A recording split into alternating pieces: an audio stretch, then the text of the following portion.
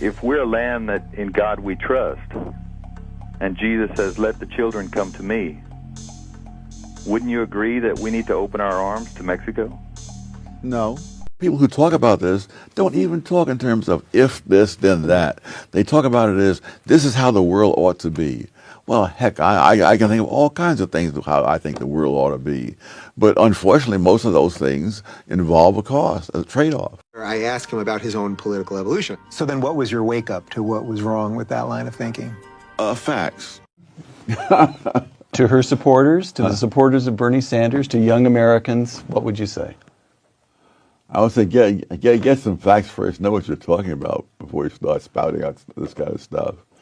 A recent YouGov poll found that 19% of millennials, 1 in 5 young Americans, holds a favorable view of communism. Yes. Now let me quote one of these young millennials, a new member of Congress, Alexandria Ocasio-Cortez, who represents the Bronx, not all that far from where you grew up. Quote, "To me, capitalism is irredeemable." Close quote. Tom Sowell replies, To me, she's irredeemable. One of Barack Obama's great gifts is the ability to say things that are absolutely absurd and make them sound not only plausible but inspiring. Thomas Sowell is an American economist, social theorist, and senior fellow at Stanford University Hoover Institute. Born in North Carolina and grew up across the way, Harlem, New York. He went to Stuyvesant High School and had to drop out due to financial issues and enrolled in the Marine Corps during the Korean War.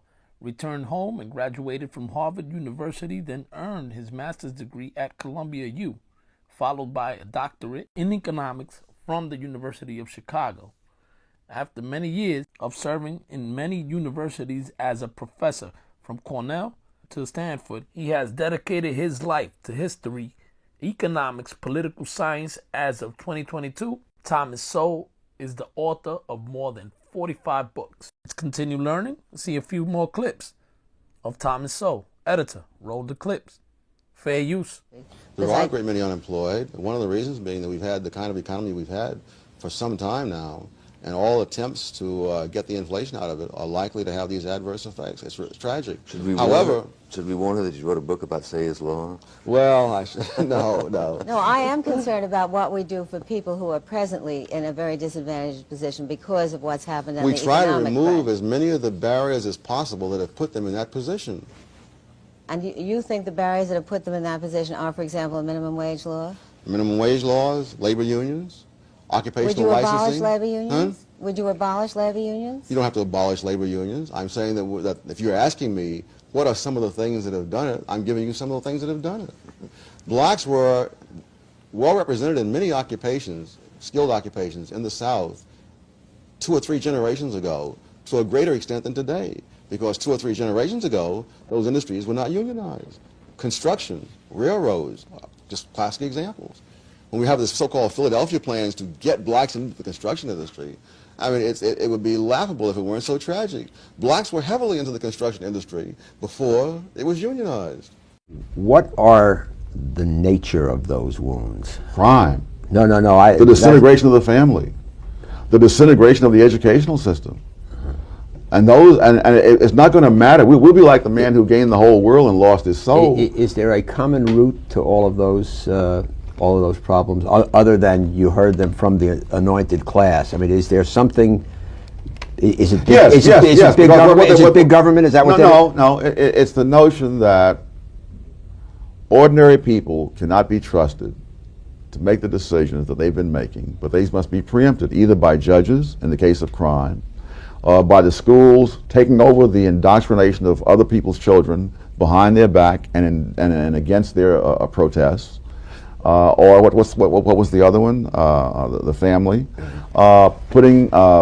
taking money from the taxpayers and subsidizing behavior, as well as encouraging it and legitimizing behavior. The whole notion that the black family has always been disintegrating, that is nonsense. That his studies go up to 1925. The great bulk of black families were intact, 2-parent families up through 1925, and going all the way back through the era of slavery. So it is now only within our own time that we suddenly see this inevitable tragedy which the welfare system says it's going to rush in to solve. You use evidence. Tom Sowell is a man of the constrained vision through and through and through, correct? Yes. No. Yes, part of a vanishing breed, I might add. So when you were a Marxist, the notion, explain that, because the Marxism. Well, but no, you see, yeah, so that's complicated. Even when I was a Marxist, I had the same intellectual standards. Right. And that's what eventually led me away from it. Oh, I see. In other words, I hadn't done all the research. I hadn't gone around the world looking for evidence. Yes. Okay. So socialism is a great idea. That does not mean it's a great reality. One of the things that disturbs me tremendously is about this enthusiasm for Bernie Sanders and socialism at a time when people are literally starving in Venezuela, an oil-rich country. And they're breaking into grocery stores to try to get food, and they're fleeing to neighboring countries, most of which are not all that prosperous themselves, but at least you don't starve to death in them. And none of that makes a bit of difference. Mm-hmm. I don't think most of these people who are out there cheering for Bernie Sanders have given a thought to Venezuela. Society is not supported except perhaps by you. Would you back that phrase? Absolutely. Yeah. You're talking about the failures of the other parts of society. What the welfare system and other kinds of governmental programs are doing is paying people to fail. Insofar as they fail, they receive the money. Insofar as they succeed, even to a moderate extent, the money is taken away. This is even extended into the school systems, where they will give money to schools with low scores.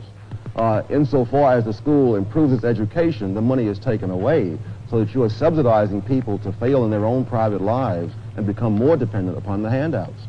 We have expectations built in today about the quality of life, the quality of job, the level of income for which one expects in return. Why? Because we look at the level around us that it takes us to have a fairly decent level. No, that's not why. I may have all sorts of expectations. The question is, what can I do? If someone else is subsidizing my expectations will be far higher. Insofar as the Center for Advanced Study was subsidizing my expectations a few years ago, I refused to work at UCLA for the normal full professor's salary. Why should I, when I can get the same money for being at the Center for Advanced Study with no hours, no duties, and no classes? Hey guys, it's Jose, your regular Joe Blow, keeping an eye out and my ears open, as always, to excel and prevail. My number 4, Thomas Sowell. I've been reading so many of his books and watch his lectures and the videos and the clips. Love his quotes. It's an honor to have him even on my list. So many accomplishments can't fit them on my list. So let's just see him in action. Grab a pad, start screenshotting, and write them down. All the gems, the gold nuggets he gives from working and learning from scholars like Milton Friedman, George Stigler, and Walter E. Williams. But I digress. Let's just watch one more clip. Fair use. Even in a high crime area, the great majority of the people are not criminals. And so if you can just put your hands on those people who are raising all the hell in the community and take them out of circulation, the crime rate drops. People say there's undue emphasis on African Americans for committing crimes. Is that true? Ed Koch wrote in a column here that the population is 25% African American in New York. 62% of the crimes are committed by African Americans. Is that and he says I haven't checked these figures, but throughout the world, this is not unusual. Throughout the world, people are disproportionately represented in all kinds of different things. And it's true, obviously, in basketball. It's true in all kinds of other things. The main thing is not to keep people out of jail because they're one race or another, because when you do that, the people who are going to suffer the most will be the black community. Where are you on affirmative action? Against. Why? Well, you can only do one of two things. You can either just judge people individually, or you can judge them by groups. This whole notion that you're going to come out with a compromise, I would defy anybody to come out with a compromise on that. You're going to do one of those two things. Now, you can pretend to be doing other things, but that's all you're going to do. Those are the only two choices you really have in the end. Again, the people who are the anointed think of this as a symbolic issue, and they want to be on the side of the angels. They don't ask, what are the consequences? Now, I've studied affirmative action programs around the world. One of the consequences is that those people who are more fortunate in the group that has the preferences, those people take the lion's share of the preferences. Very often, those at the other end of the scale, the poorer people, actually fall further behind. That's true of blacks here. It's true of Malays in Malaysia. It's true of various groups in India. You know, now, when I started teaching in the early 1960s at Douglas College, I read up on all the stuff about new teachers, you see, and how it's hard to get the respect of the students, particularly if you're not much older than they are, and I looked younger than I was. And so I worried about that, you see, and I walked in that room the first day, and there was instant respect.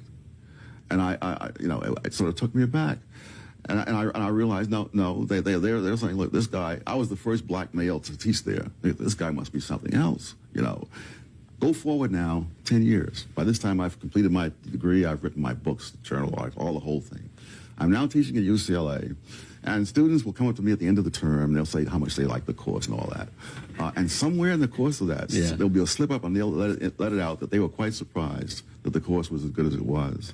And one of the things that struck me even before the end of the term, one kid came to me one day, and he had a passage in the book he was having trouble with. And he said, "Can you tell me what this means?" I explained to him what that passage meant. He said, "Are you sure?" And I said, "Yes, I wrote the textbook." And he looked on the front, and he's really embarrassed. You know? But this is what affirmative action has done, you see. So you can't see any positive contributions to affirmative action. I don't doubt that in fact it increased the pool, as you know, is frequently used. The expression of what affirmative action can do is increase the pool of I don't know what that means, and I've never had anybody explain it to me. I've studied affirmative action in this country, in India, in Malaysia, you know, in Sri Lanka, in Nigeria. They have some version of it in Israel. Guys, I have nothing more to say but to love, embrace, respect, and acknowledge Thomas Sowell. Sir, full salute, and thank you for your service. Guys, stay tuned for number 5. As always, thank you for staying with me to the end. Stay free.